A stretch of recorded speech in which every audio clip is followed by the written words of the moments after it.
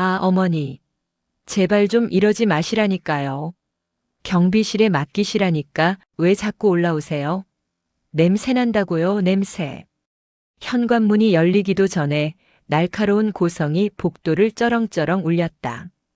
그것은 대화가 아니라 일방적인 축객령이었다.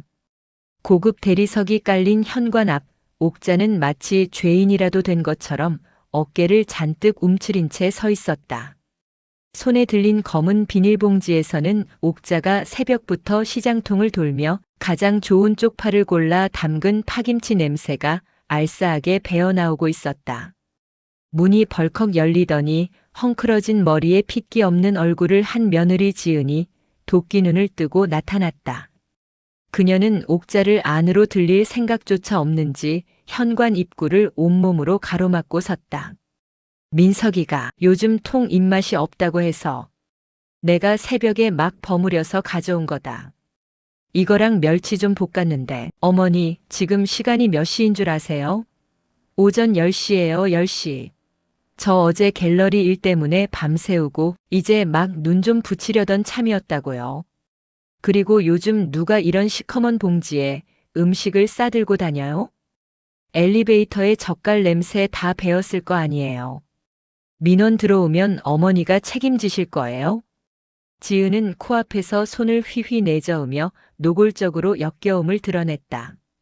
옥자의 가슴 한 구석이 쿵 하고 내려앉았다. 아들 민석이 좋아하는 반찬을 해먹이겠다는 일념 하나로 관절이 쑤시는 무릎을 두드려가며 버스를 2번이나 갈아타고 온 길이었다. 강남의 으리으리한 주상복합 아파트 로비에서부터 입주민들의 눈총을 받으면서도 아들 입에 들어갈 음식이랑 품에 꼭 안고 엘리베이터를 탔건만 돌아오는 것은 며느리의 짜증 섞인 멸시뿐이었다. 아가, 그래도 문전박대는 너무하지 않니? 내가 먼 길 왔는데 물 한 잔이라도. 아, 정말 말이 안 통하시네. 저 지금 예민하다고요. 이번 전시회 기획 때문에 머리가 터질 것 같은데 어머니까지 보태셔야겠어요? 그리고 저흰 유기농 샐러드랑 저염식 도시락 배달시켜 먹으니까 이런 짜고 자극적인 거 안 먹어요. 민석 씨 건강 생각하시면 제발 이런 것 좀 그만 가져오세요. 격 떨어지게 정말.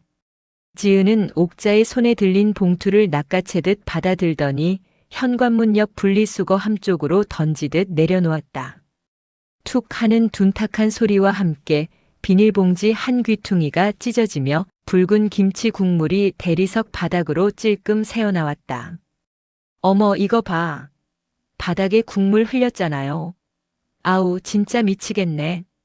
지은은 발을 동동 구르며 소리를 질렀다. 옥자는 황급히 주머니에서 꼬깃꼬깃한 손수건을 꺼내 바닥을 닦으려 허리를 숙였다. 70평생 시장 바닥에서 억척스럽게 장사하며 아들을 의사로 키워낸 옥자의 거친 손이 차가운 대리석 바닥을 문질렀다. 그 모습을 내려다보는 지은의 눈빛에는 일말의 미안함도 없었다. 오히려 초조한 듯 손톱을 물어뜯으며 자꾸만 집 안쪽을 힐끔거렸다. 됐어요, 어머니. 제가 치울 테니까 그만 가세요. 나중에 냄새 빠지면 제가 알아서 버리든가 할게요. 버리다니. 이거 민석이가 제일 좋아하는, 글쎄 민석 씨도 이제 식성 바뀌었다니까요. 의사 체면에 입에서 파냄새 풍기면서 환자 보라고요? 제발 아들 앞길 좀 막지 마세요. 가세요, 얼른요. 지은은 옥자의 등을 떠밀다시피 하며 현관 밖으로 내몰았다. 눈앞에서 육중한 철문이 매정하게 닫혔고 도어록 잠기는 소리가 옥자의 귓가에 이명처럼 남았다. 도어록이 잠기는 소리가 유난히 차갑고 단호하게 들렸다. 옥자는 닫힌 문을 멍하니 바라보았다. 인터폰 화면은 이미 꺼져 까맣게 변해 있었다. 복도에 홀로 남겨진 옥자는 찢어진 비닐봉지 사이로 새어나온 붉은 김치 국물을 바라봤다. 마치 자기 속이 문드러져 나오는 것 같았다. 옥자는 떨리는 손을 바지에 대강 문질러 닦았다. 화가 나기보다는 기가 막혔고 서럽기보다는 의아했다. 평소에도 깍쟁이 같은 며느리였지만 오늘은 유독 과민 반응을 보였다. 단순히 잠을 못 자서 예민한 것과는 달랐다. 아까 문이 열렸을 때 얼핏 보인 지은의 눈은 충혈되어 있었고 손끝은 미세하게 떨리고 있었다. 갤러리 일이 바쁘다더니 집안에서는 퀴퀴한 담배 냄새 같은 것이 훅 끼쳐 나왔었다. 담배. 우리 며느리는 담배 냄새만 맡아도 기침을 하던 애인데. 옥자는 고개를 갸웃거렸다. 엘리베이터 버튼을 누르려던 옥자의 눈에 닫힌 현관문 아래 놓인 택배 상자가 들어왔다. 발신인은 낯선 대부업체의 이름이었다. 긴급 안내문이라는 붉은 도장이 찍힌 우편물도 함께였다. 갤러리 관장이라던 며느리에게 대부업체 우편물이라니. 옥자의 머릿속에 불길한 예감이 스치고 지나갔다. 저게 뭐여? 옥자가 우편물 쪽으로 손을 뻗으려는 찰나 안에서 쿵 하고 무언가 떨어지는 소리가 들렸다. 이어 지은의 고함 소리가 희미하게 새어나왔다. 아니, 이자를 보냈는데 왜 또 전화질이야? 이번 주까지는 원금 일부 넣는다고 했잖아. 옥자의 손이 허공에서 멈췄다. 그것은 큐레이터의 우아한 통화가 아니었다. 벼랑 끝에 몰린 사람의 절박한 비명이었다. 옥자는 떨리는 손을 거두고 엘리베이터 대신 비상구 계단 쪽으로 몸을 돌렸다. 무릎이 시큰거렸지만 지금은 엘리베이터를 기다릴 여유가 없었다. 며느리가 내뱉은 격 떨어진다는 말이 귓가에 맴돌았지만 옥자의 본능적인 감각은 다른 것을 말하고 있었다. 지금 저 집 안에서 뭔가 썩어 문드러지는 냄새가 나고 있다는 것을. 파김치 냄새보다 더 고약하고 위험한 냄새가 진동하고 있었다. 옥자 씨, 내가 이 말을 할까 말까 며칠을 고민했는데 말여. 아무래도 하는 게 낫겠지? 시끌벅적한 시장통 한 구석 채소 납품업자 김 씨가 쭈뼛거리며 옥자의 앞치마를 슬쩍 잡아당겼다. 오후 2시가 넘어가며 손님이 뜸해진 틈을 타 쪽파를 다듬던 옥자가 무심하게 고개를 들었다. 김 씨는 평소답지 않게 주위를 두리번거리더니 목소리를 잔뜩 낮췄다. 그 집 며느리 말여. 갤러리인가 뭔가 한다는 세댁. 우리 며느리가 왜? 또 누가 흉이라도 보던가? 아니, 그게 아니고. 내가 엊그제 강원도 쪽에 배추 거래처가 있어서 다녀오는 길이었거든. 근데 거기 사북 알지? 그 카지노 있는 동네. 거기 전당포 골목에서 그 집 며느리랑 똑같이 생긴 여자가 나오는 걸 봤어. 모자를 푹 눌렀었는데 그 입고 다니는 털옷이며 가방이며 영락없는 그 새댁이더라고.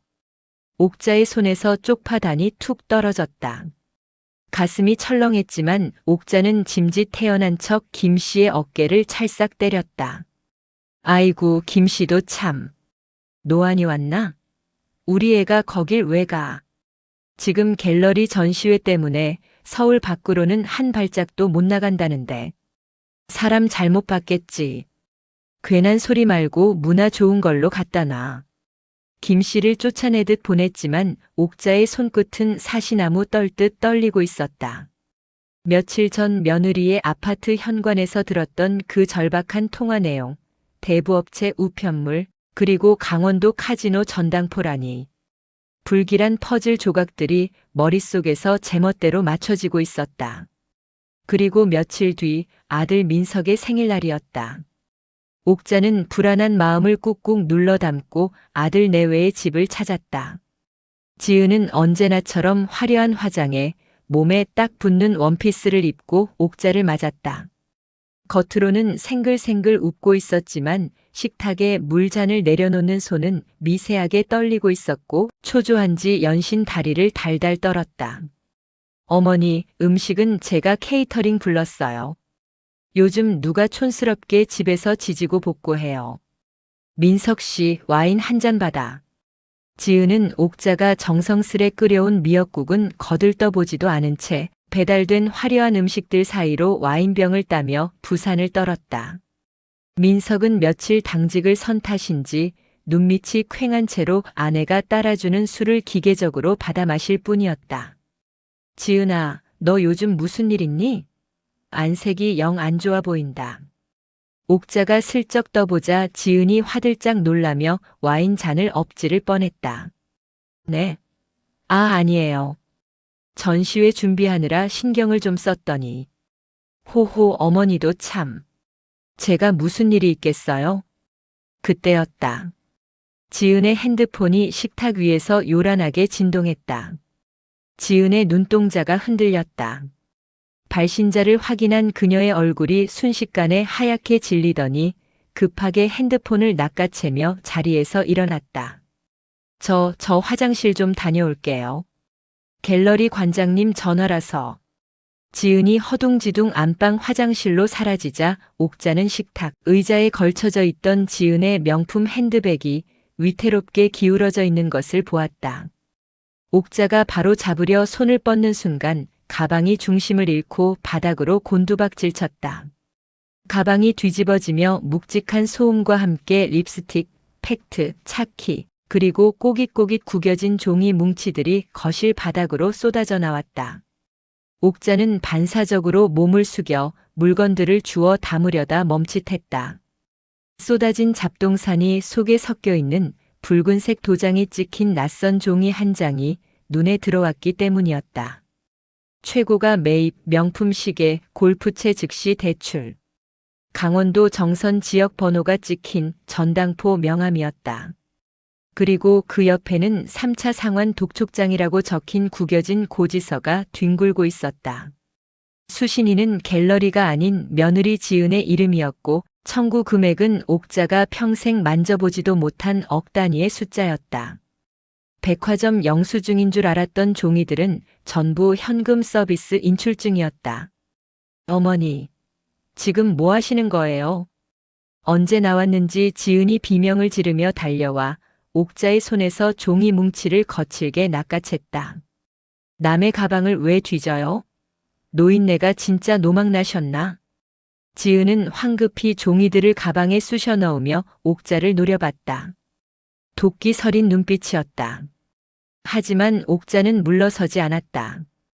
그녀는 평생 거친 시장 바닥에서 살아남은 여자의 눈으로 허영심과 거짓으로 포장된 며느리의 껍데기를 뚫어지라 쳐다보았다. 아가, 그게 다 뭐냐? 억 단위가 넘는 저 돈 다 어디다 쓴 거요? 그리고 저 전당포 명함은 또 뭐고? 옥자의 낮고 서늘한 목소리에 거실의 공기가 순식간에 얼어붙었다. 지은은 입술을 깨물며 뒷걸음질 쳤고 옥자의 시선은 지은이 급하게 감춘 가방을 넘어 멍한 표정으로 이 상황을 지켜보고 있는 아들 민석에게로 향했다. 파티는 끝났다. 이제 지옥이 시작될 차례였다. 다음 날 아침 9시 옥자는 가게 문을 여는 둥 마는 둥 하고 앞치마를 벗어 던졌다. 아들 집에서 본 전당포 명함과 독촉장이 밤새 옥자의 뇌리를 갉아먹었다. 민석에게 당장이라도 달려가 묻고 싶었지만 물증 없는 심증은 모자간의 불화만 만들 뿐이었다. 옥자는 평생을 시장 바닥에서 잔뼈가 굵은 장사꾼이었다. 썩은 식재료를 감쪽같이 포장해 파는 사기꾼들을 수없이 봐왔다. 지은이 아무리 화려한 큐레이터 명함으로 자신을 포장해도 옥자의 촉은 이미 그녀에게서 진동하는 썩은 내를 맡았다. 옥자는 택시를 잡아타고 청담동 갤러리 골목으로 향했다. 며느리가 매일 아침 관장님과 미팅이 있다며 출근하던 그곳이었다. 고급 승용차들이 즐비한 골목 어귀, 옥자는 라 갤러리라는 세련된 간판이 걸린 건물 앞에 섰다. 하지만 건물의 풍경은 옥자가 상상했던 우아함과는 거리가 멀었다. 유리문에는 임대문이라는 투박한 종이가 X자 테이프와 함께 붙어 있었고 문틈 사이로 수북이 쌓인 우편물들은 누렇게 변색되어 있었다. 인기척은커녕 먼지 구덩이만 굴러다니는 폐허였다. 옥자의 심장이 쿵쿵 뛰기 시작했다. 건물 옆 분식집 주인이 혀를 쯧쯧하며 말을 걸었다. 할머니, 거기 기웃거려 봐야 소용없어요. 거기 문 닫은 지 1년도 넘었어요. 예. 우리 며느리가 관장인데 무슨 소리요? 관장이요? 그 여자 도박 빚 때문에 야반도주했잖아요. 경찰 오고 난리도 아니었는데 모르셨어요? 며느님이요?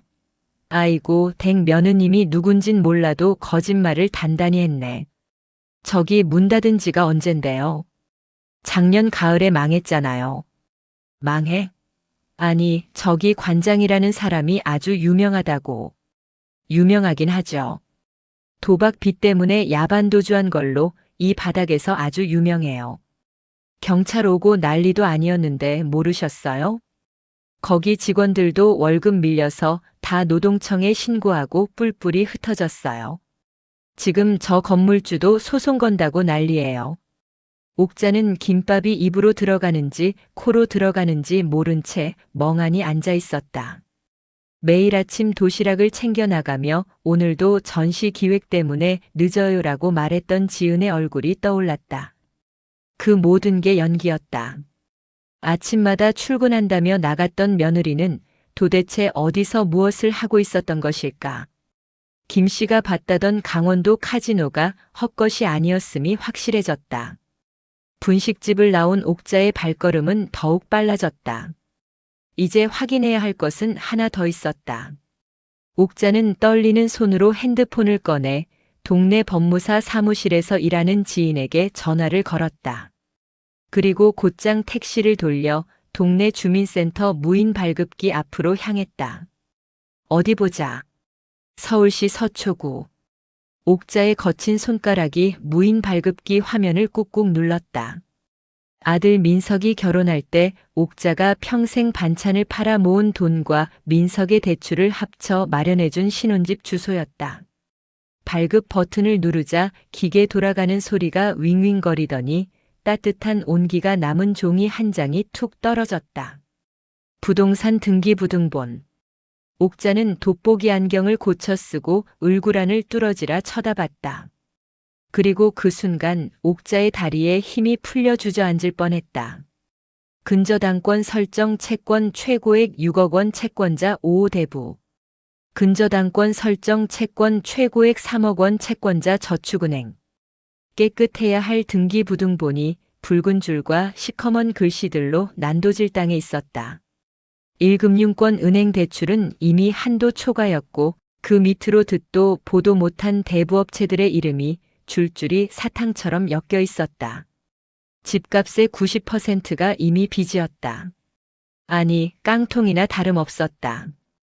아들 민석이 밤잠을 설쳐가며 환자를 보고 응급실 당직을 서가며 갚고 있다고 믿었던 그 대출금들은 전부 지은의 도박판으로 흘러들어간 것이었다.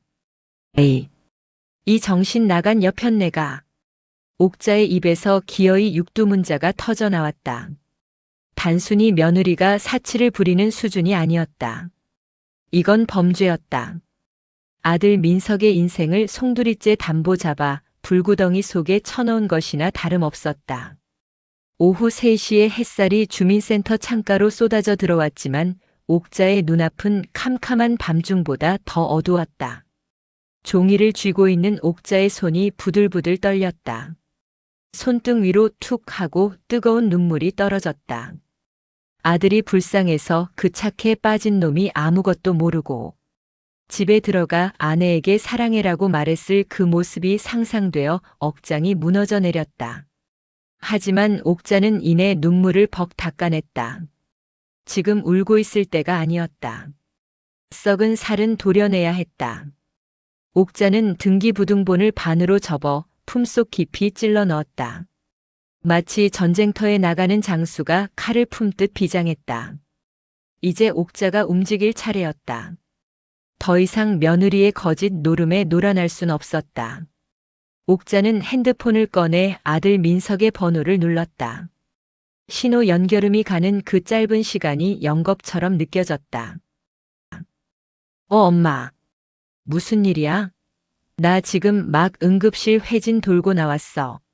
수화기 너머로 들려오는 아들 민석의 목소리는 물먹은 솜니불처럼 축 처져 있었다.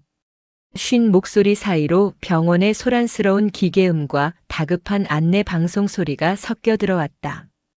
옥자는 입술을 꽉 깨물어 터져 나오려는 울음을 삼켰다. 목구멍이 뜨겁게 달아올랐지만 지금은 약한 모습을 보일 때가 아니었다. 옥자는 짐짓 밝은 목소리로 아들을 불렀다. 아니, 그냥 밥은 먹고 하냐 싶어서. 목소리가 왜 그 모양이야? 또 잠 못 잤어? 응, 이번 주 내내 당직이네. 지은이가 이번에 갤러리 확장하면서 인테리어 비용이 좀 모자란다고 해서. 내가 무리해서라도 더 벌어야지. 걔도 요즘 스트레스 받아서 잠도 못 자고 고생하잖아. 민석의 말 한마디 한마디가 옥자의 가슴에 대모처럼 박혔다. 갤러리 확장? 인테리어? 이미 1년 전에 망에 자빠진 갤러리의 확장이 가당키나 한 말인가. 민석은 밤새워 피고름을 짜내 번 돈을 며느리라는 여자가 정선 카지노 슬롯머신 구멍에 쳐넣고 있다는 사실을 까맣게 모른 채 그저 아내를 위한다며 몸을 갈아넣고 있었다. 그래. 걔가 참 고생이 많지. 너도 몸 좀 챙겨가면서 해라. 밥 거르지 말고. 알았어, 엄마. 나 다시 호출 와서 들어가 봐야 해. 주말에 봐. 뚝. 전화가 끊어지는 소리가 옥자의 심장 박동마저 끊어놓을 듯 매정했다.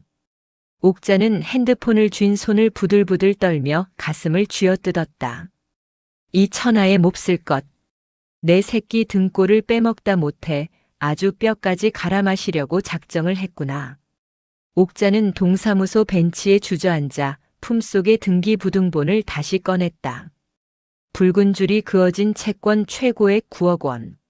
민석이 결혼 전 10년을 모은 적금과 옥자가 시장 바닥에서 콩나물 대가리를 다듬으며 모은 전 재산을 털어 마련해준 집이었다. 그 집이 지금 바람 앞에 등불, 아니 이미 타버린 죄나 다름없었다. 단순히 돈 문제가 아니었다. 민석이 아내라고 믿고 의지했던 지은의 모든 것이 거짓이라는 사실이 더 끔찍했다. 매일 아침 다녀올게라며 나갔던 출근길은 도박장으로 향하는 길이었고 전시회 준비 때문에 늦어라는 문자는 도박 빚을 갚기 위해 대부업자를 만나러 가는 핑계였으리라. 유기농 샐러드? 웃기고 자빠졌네. 옥자의 머릿속에 지난번 방문 때 지은이 했던 말이 떠올랐다. 배달 음식만 시켜 먹는다는 핑계는 사실 요리할 시간도 장을 볼 정신도 없었기 때문이었을 것이다. 도박 중독자의 눈에 쌀독이 비어가는 게 보일리 만무했다. 오직 다음 판에 걸 베팅 금액과 터질지 모르는 잭팟의 환상만이 그녀의 눈을 가리고 있었을 터였다. 옥자는 가방을 챙겨들었다. 더 이상 앉아서 한탄만 하고 있을 시간이 없었다. 증거는 차고 넘쳤지만 민석에게 보여줄 결정타가 필요했다. 의사인 아들은 이성적인 아이였다. 감정에 호소해서는 안 된다. 며느리가 빠져나갈 구멍을 단 하나도 남기지 않고 완벽하게 옥죄어야 했다. 옥자는 곧장 집으로 향하는 대신 택시를 잡아 타고 다시 며느리의 아파트 단지로 향했다. 이번에는 정문이 아닌 관리사무소였다. 경비원 김 씨에게 옥자는 바카스 한 상자를 내밀며 넉살 좋게 말을 걸었다. 아이고 수고하십니다. 우리 며느리가 저기 105동 사는데 요새 통정신이 없어서 우편물을 제대로 못 챙기나 봐요. 혹시 반송된 거나 따로 보관된 등기 같은 거 없나 해서요. 아, 105동 의사 선생님 댁 사모님이시죠? 어휴, 말도 마세요. 안 그래도 웬 시꺼먼 양복 입은 사람들이 며칠 전부터 찾아오고 난리도 아니었어요. 우편함이 꽉 차서 터질 지경이라 제가 따로 빼둔 게 한 보따리입니다. 경비원이 건네준 누런 서류 봉투는 묵직했다. 옥자는 떨리는 손으로 봉투를 열었다. 국세청 체납 고지서, 카드사 독촉장, 법원 출석 요구서. 그 중에서도 옥자의 눈을 사로잡은 것은 며느리의 차 조수석. 글로브 박스에서 굴러나왔음직한 차량 범칙금 고지서 뭉치였다. 위반 장소 강원도 정선군 사부급. 위반 일시 매주 금요일 밤 11시, 토요일 새벽 3시. 일정한 패턴이었다. 민석이 당직을 서는 금요일 밤마다 지은은 서울을 빠져나갔고 월요일 새벽이 되어서야 돌아왔던 것이다. 꼬리가 길면 밟힌다더니 지은은 자신의 꼬리가 얼마나 길어졌는지조차 모르고 있었다. 옥자는 서류들을 차곡차곡 정리해 자신의 낡은 가방 깊숙이 찔러 넣었다. 종이 뭉치가 등허리를 찔러댔지만 아픔조차 느껴지지 않았다. 옥자의 눈빛이 차갑게 가라앉았다. 이제 준비는 끝났다. 내 아들 인생 망친 데가 톡톡히 치르게 해주마. 옥자는 아들의 집쪽을 올려다보았다. 불 꺼진 거실 창문이 마치 주인의 암울한 미래를 예고하듯 검게 입을 벌리고 있었다. 폭풍이 몰아치기 직전의 고요함, 옥자는 그 고요를 깨트릴 준비를 마쳤다. 금요일 오후 5시 시장은 저녁 찬거리를 사러 나온 사람들로 북적였지만 옥자의 전주내 반찬만은 일찍이 셔터가 반쯤 내려져 있었다. 가게 안쪽 옥자는 스테인리스 작업대 위에 차갑게 식은 보리차 한 잔을 올려둔 채 핸드폰을 들었다. 민서가 내일 저녁에 가게로 와라. 아, 며느리 말고 너 혼자. 줄 것도 있고 상의할 것도 있으니까 토달지 말고 와. 아들의 대답을 듣기도 전에 전화를 끄는 옥자는 곧바로 다음 번호를 눌렀다. 이번에는 목소리 톤을 한껏 부드럽게 바꿨다. 먹잇감을 유인하는 사냥꾼의 목소리였다. 아가, 나다. 내가 갯돈 탄 게 좀 있는데 내가 저번에 말한 갤러리 투자인가 뭔가 그거 이율이 얼마나 된다고 했지? 은행에 넣어두긴 아깝고 해서 말이다. 수화기 너머로 지은의 숨소리가 거칠어지는 게 느껴졌다. 며칠 전만 해도 시어머니를 벌레 보듯 하던 그 목소리가 순식간에 교태 섞인 콧소리로 바뀌었다. 어머 어머니, 정말요? 아이고 참 안목도 좋으셔라. 지금 딱 좋은 작가님 그림이 나왔거든요. 이거 사두면 2배는 기본이에요. 제가 지금 당장 갈게요. 돈 냄새를 맡은 하이에나는 빨랐다. 1시간도 채 되지 않아 가게 셔터 틈으로 지은의 뾰족 구두가 보였다. 평소라면 비린내 난다며 근처에도 안 오던 시장 골목을 지은은 한달음에 달려왔다. 어머니. 지은이 반쯤 열린 셔터를 밀고 들어오자마자 옥자는 말없이 일어나 가게 셔터를 바닥 끝까지 끌어내렸다. 철제 셔터가 바닥을 때리는 굉음이 가게 안을 울렸고 외부와 완벽하게 차단된 공간엔 낡은 형광등 불빛만이 2 여자를 비추고 있었다.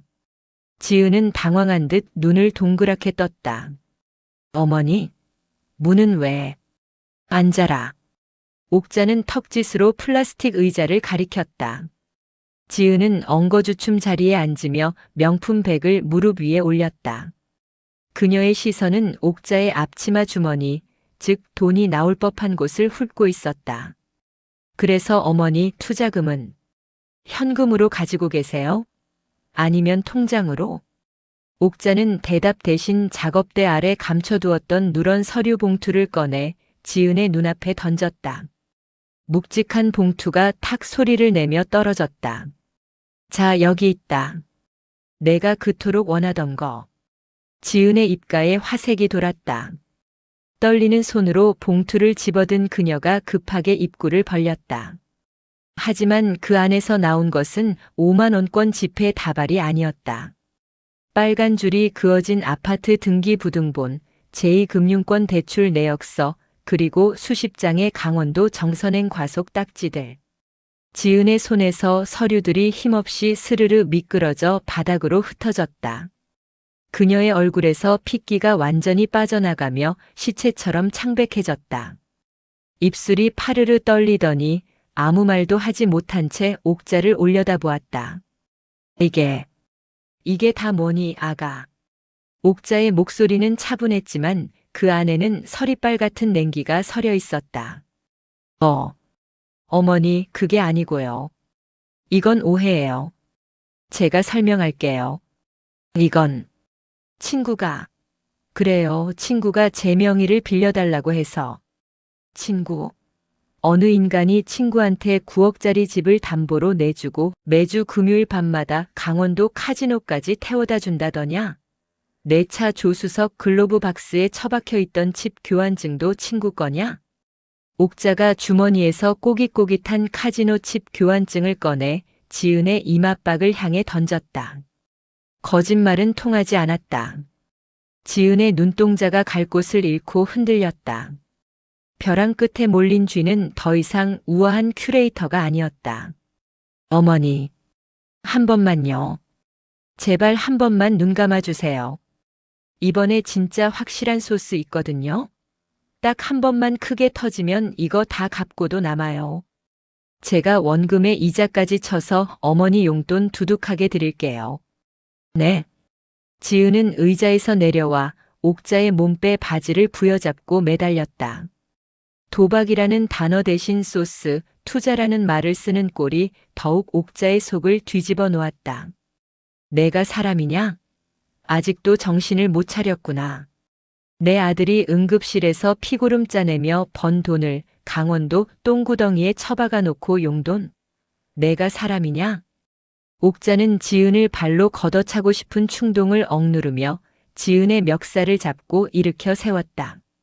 잘 들어라. 내일 저녁 민석이가 여기로 올 거다. 너도 알아. 만약 도망치거나 딴 수작 부리면 이 서류 뭉치 그대로 들고 경찰서로 갈 거다. 내 그 잘난 갤러리 사기 혐의까지 싹 다 불어버릴 테니까. 안 돼요. 민석 씨 알면 저 죽여요. 이혼당한다고요. 이혼? 당연히 해야지. 내 새끼 인생을 저당 잡힌 거머리 같은 인간이랑 어떻게 살게 두냐. 썩은 살은 도려내야 새살이 돋는 법이야. 옥자는 지은을 밀쳐내고 다시 셔터를 올렸다. 끼기기 소름 끼치는 금소금과 함께 바깥에 어스름한 저녁빛이 가게 안으로 쏟아져 들어왔다. 나가. 그리고 내일 늦지 마라. 내 죄가 내 입으로 직접 털어놓을 마지막 기회다. 지은은 헝클어진 머리칼을 정리할 생각도 못한 채 도망치듯 시장 골목을 빠져나갔다. 옥자는 멀어지는 며느리의 뒷모습을 보며 깊은 한숨을 내쉬었다. 이제 주사위는 던져졌다. 내일이면 사랑하는 아들의 세상이 무너질 것이다. 하지만 그 무너진 폐허 위에서라도 다시 시작하게 하려면 옥자는 기꺼이 악역이 되어야 했다. 가게 안에는 비릿한 생선 냄새 대신 비장한 침묵만이 감돌았다. 토요일 저녁 7시. 옥자의 반찬 가게 안은 마치 수술실처럼 차갑고 긴장된 공기만 감돌았다. 셔터는 굳게 닫혀 있었고 평소라면 고소한 참기름 냄새가 진동했을. 작업대 위에는 서류 뭉치 하나만이 덩그러니 놓여 있었다. 엄마, 가게 문은 왜 닫고? 그리고 이건 다 뭐야? 민석이 넥타이를 느슨하게 풀며 들어왔다. 며칠 밤을 새운 듯 눈가는 퀭했고 흰 가운 대신 입은 양복 어깨에는 피로가 덕지덕지 내려앉아 있었다. 옥자는 아들의 얼굴을 보자마자 가슴이 미어지는 것 같았지만 독하게 마음을 먹고 턱짓으로 의자를 가리켰다. 앉아라. 그리고 이거 내 눈으로 직접 확인해봐라. 민석은 영문을 모르겠다는 표정으로 봉투를 열었다. 서류를 꺼내드는 그의 손이 멈칫했다. 부동산 임의경매 예고 통지서, 채무 불이행자 명부 등재 예정 통보. 민석의 눈동자가 갈피를 잡지 못하고 흔들렸다. 이게 우리 집 주소잖아. 경매라니? 엄마, 이게 무슨 소리야? 지은이가 인테리어 때문에 대출 좀 알아본다고는 했는데. 인테리어? 그 물건이 너한테 그러더냐? 인테리어가 아니라 강원도 정선 카지노 기둥 하나를 세웠겠지. 뭐? 카지노? 그때였다. 닫힌 셔터 밖에서 다급하게 문을 두드리는 소리가 났다. 여보, 민석 씨, 나야, 문 좀 열어줘. 지은이었다. 옥자가 셔터의 쪽문을 열자 지은이 머리채가 다 헝클어진 채로 굴러들어오듯 가게 안으로 들어왔다. 그녀는 들어오자마자 민석의 바짓가랑이를 붙잡고 바닥에 엎드렸다. 여보, 내 말 좀 들어봐. 어머니가 오해하신 거야. 나 진짜 억울해. 이거 다 투자금이야, 투자금. 갤러리 확장하면 금방 회수할 수 있는 돈이라고. 지은의 눈물은 수도꼭지를 튼 것처럼 줄줄 흘러내렸다.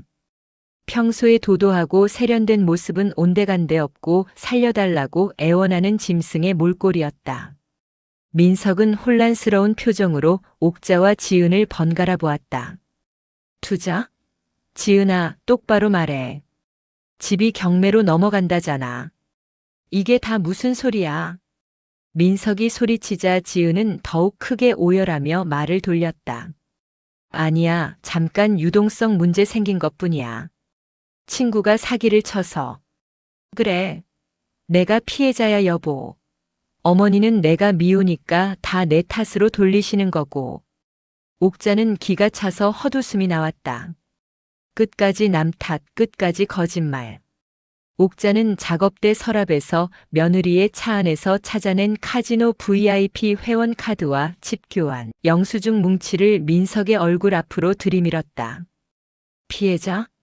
이 피해자라는 물건이 매주 금요일 밤마다 강원도 가서 칩을 수천만 원어치씩 받고 내가 응급실에서 쪽잠 자면서 번 돈으로 이 물건은 룰렛을 돌렸어. 내 피 같은 돈이 저 인간 도박판 노름돈으로 다 날아갔다고. 민석이 떨리는 손으로 영수증 날짜를 확인했다. 자신이 당직을 섰던 날짜와 정확히 일치했다. 2023년 5월 5일 칩 구매 500만 원. 2023년 5월 12일 칩 구매 1200만 원. 단위가 달랐다. 백화점 쇼핑 수준이 아니었다. 민석의 손에서 영수증이 힘없이 바닥으로 떨어졌다. 그는 믿을 수 없다는 눈으로 자신의 발밑에 매달려 있는 아내를 내려다보았다. 지은아, 너 갤러리 출근한다던 거 다 거짓말이었어? 아니야, 여보. 내가 설명할게. 내가 다 갚을 수 있어. 한 번만, 딱 한 번만 더 기회를 주면. 기회? 민석의 목소리가 싸늘하게 식었다. 그는 천천히 하지만 아주 강력한 힘으로 자신의 다리를 붙잡고 있는 지은의 손가락을 하나하나 떼어냈다. 환자 살리겠다고 밥 한 끼 제대로 못 먹고 일했어. 너 갤러리 일 힘들다고 할 때마다 내가 더 벌면 되지, 내가 더 희생하면 되지. 그렇게 버텼어. 근데 넌 나를 기만했어. 내 인생을, 우리 가족을 도박판에 팔아먹었어. 여보, 잘못했어. 다시는 안 그럴게. 내가 병원이라도 갈게. 치료받을게. 지은이 다시 달려들려 했지만 민석은 뒷걸음질 치며 그녀를 피했다. 그의 눈에는 더 이상 애정도 연민도 남아있지 않았다. 오직 혐오감만이 가득했다. 치료? 넌 치료가 필요한 게 아니라 벌을 받아야 해. 내 집에서 나가. 당장 내 눈앞에서 꺼져. 민석 씨, 안 들려. 꺼지라고. 평생 큰 소리 한 번 낸 적 없던 순둥이 민석의 입에서 짐승 같은 포효가 터져 나왔다. 가게 안의 공기가 찢어질 듯 울렸다. 지은은 공포에 질려 입을 다물었다. 옥자는 그제야 안도의 한숨을 내쉬며 아들의 어깨를 감싸쥐었다. 들었지? 내 아들이 나가란다. 당장 짐 싸서 나가. 이혼 서류는 법원으로 보낼 테니까 도장이나 찍을 준비하고.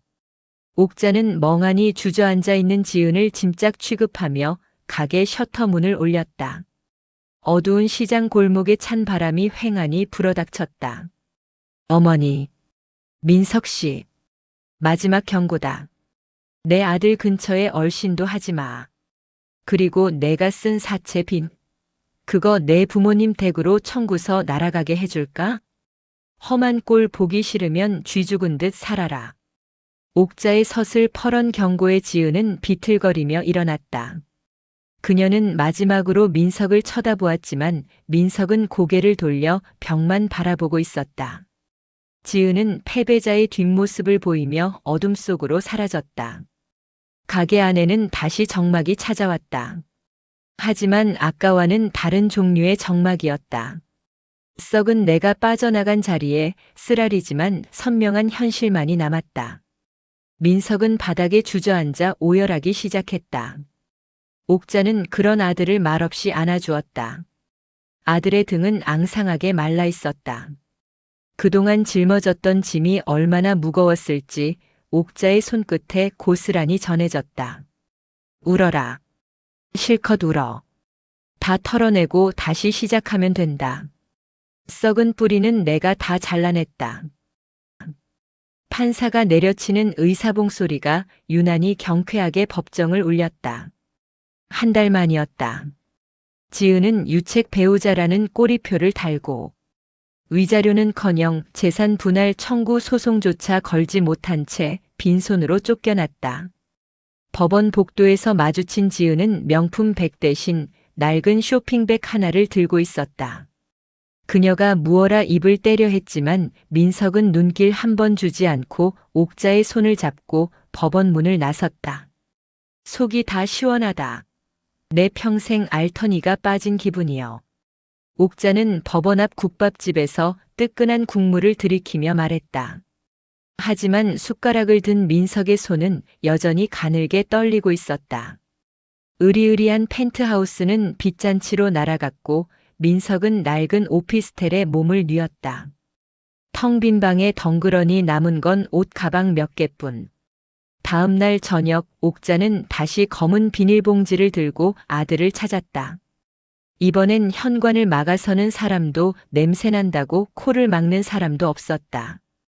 도어록 비밀번호를 누르고 들어간 방은 썰렁했지만 옥자는 그 냉기가 싫지 않았다. 거짓으로 데워진 온기보다는 차라리 솔직한 찬바람이 나았다. 엄마 왔어? 민석이 짐 정리를 하다 말고 땀에 젖은 얼굴로 옥자를 반겼다. 옥자는 가져온 보따리를 풀었다. 한 달 전 그 현관 앞에서 문전박대당했던 바로 그 파김치와 멸치볶음, 그리고 갓 지은 하얀 쌀밥이었다. 밥상 펴라. 이사하느라 용 썼는데 배 채워야지. 제대로 된 식탁도 없어 이삿짐 박스 위에 신문지를 깔았다. 옥자가 양푼에 밥을 쏟아붓고 잘 익은 파김치를 가위로 숭덩숭덩 잘라 넣었다. 고소한 참기름 냄새와 알싸한 파김치 향이 좁은 오피스텔을 가득 채웠다. 예전 같았으면 환기부터 시켰을 민석이 이번에는 코를 킁킁거리며 숟가락을 들었다. 냄새 좋네. 진짜 밥 냄새다. 민석은 옥자가 비벼준 밥을 입 안가득 밀어 넣었다. 볼이 미어 터지도록 씹는 아들의 모습을 보며 옥자는 가슴 한구석이 아릿해져 왔다. 며칠을 굶은 사람처럼 허겁지겁 먹던 민석의 움직임이 점점 느려지더니 씹던 밥알 사이로 끄 하고 울음이 터져 나왔다. 엄마, 미안해. 내가 진짜 미친놈이었어. 이 맛있는 걸. 냄새난다고 격 떨어진다고. 민석은 밥그릇에 눈물을 뚝뚝 흘리며 말을 잇지 못했다. 억대의 빚보다 날아간 아파트보다 어머니의 정성을 쓰레기 취급했던 자신의 지난 날이 더 뼈아프게 다가왔다. 화려한 샹들리에 밑에서 먹던 맛대깔이 없는 케이터링 음식보다 찌그러진 양푼에 비벼 먹는 이 밥이 진짜 자신을 살게 하는 힘이라는 걸 그는 너무 늦게 깨달았다. 옥자는 투박한 손으로 아들의 등을 쓸어내렸다. 괜찮다. 다 괜찮아. 사람이 살다 보면 똥물도 뒤집어 쓰고 그러는 거지. 근데 민서가 그거 아냐? 똥물은 씻어내면 그만이지만 썩은 물은 마시면 죽는 거여. 넌 이제 막 썩은 물 토해낸 거다. 속이 좀 쓰리겠지만 이제부터 좋은 거 먹고 채우면 돼. 응, 엄마. 진짜 미안해. 민석은 어린아이처럼 옥자의 품에 얼굴을 묻었다. 옥자는 아들의 야윈 어깨를 다독이며 창밖을 내다보았다. 화려한 강남의 야경 대신 소박한 동네 가로등 불빛이 보였다. 껍데기만 번지르르 했던 가짜 인생이 끝나고 비로소 투박하지만 진짜인 삶이 시작되고 있었다. 자, 뚝 그치고 한 숟갈 더 떠. 파김치가 아주 제대로 익었다. 묵은지처럼 깊은 맛이 날 때까지 엄마가 옆에 있을 테니까 걱정 말고 밥이나 먹어. 옥자의 말에 민석이 눈물을 훔치며 다시 숟가락을 들었다. 비워진 밥그릇만큼 민석의 마음속 텅 빈 구멍도 조금씩 따뜻한 온기로 채워지고 있었다. 자, 오이 소박이가 왔습니다. 아삭아삭하니 집 나간 입맛도 돌아옵니다. 한번 맛보고 가세요. 오후 2시 나른해야 할 시장 골목에 우렁찬 호객 소리가 울려 퍼졌다. 목소리의 주인공은 옥자가 아니었다. 흰 가운 대신 붉은색 고무 앞치마를 두르고 이마에 맺힌 땀방울을 손등으로 훔쳐내며 웃고 있는 남자 바로 아들 민석이었다. 어머 총각. 아니 의사 선생님. 오늘도 나왔어? 단골 손님인 쌀집 아줌마가 반가운 듯 민석의 등짝을 찰싹 때렸다. 민석은 사람 좋게 허허 웃으며 덤이라며 깻잎장아찌 한 움큼을 봉지에 더 넣어주었다. 주말엔 여기가 제 병원이죠. 어머니 다리 아프신데 제가 도와야죠. 많이 드세요. 1년 전 퀭한 눈으로 응급실 당직을 서며 말라 비틀어가던 민석의 모습은 온데간데 없었다. 얼굴에는 보기 좋게 살이 올랐고 무엇보다 눈빛이 살아있었다. 옥자는 가게 안쪽에서 그 모습을 바라보며 슬며시 미소 지었다. 아들의 손에서 나는 냄새는 더 이상 소독약 냄새도 며느리의 퀴퀴한 도박 냄새도 아니었다. 고소한 참기름 냄새와 알싸한 마늘 냄새, 바로 사람 사는 냄새였다. 엄마 뭐해? 저기 파 다듬어 놓은 거 다 떨어졌어. 내가 창고 가서 가져올게. 민석이 씩씩하게 가게 안으로 들어와 물 한 잔을 벌컥벌컥 들이켰다. 옥자는 행주로 아들의 땀을 닦아주며 짐짓 타박을 했다. 아유 냅둬라. 내가 하면 된다니까. 귀한 의사 손에 고춧가루 물들면 환자들은 누가 보냐. 에이 엄마도 참. 주말엔 엄마 아들 민석이로 사는 게 내 힐링이라니까.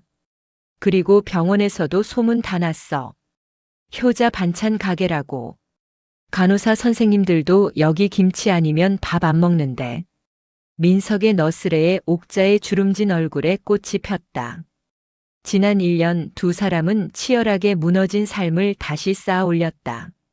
민석은 낡은 오피스텔에서 시작했지만 빛없는 삶이 주는 해방감을 만끽했다. 퇴근하면 옥자의 집에 들러 저녁을 먹고 주말이면 이렇게 가게에 나와 일손을 도왔다.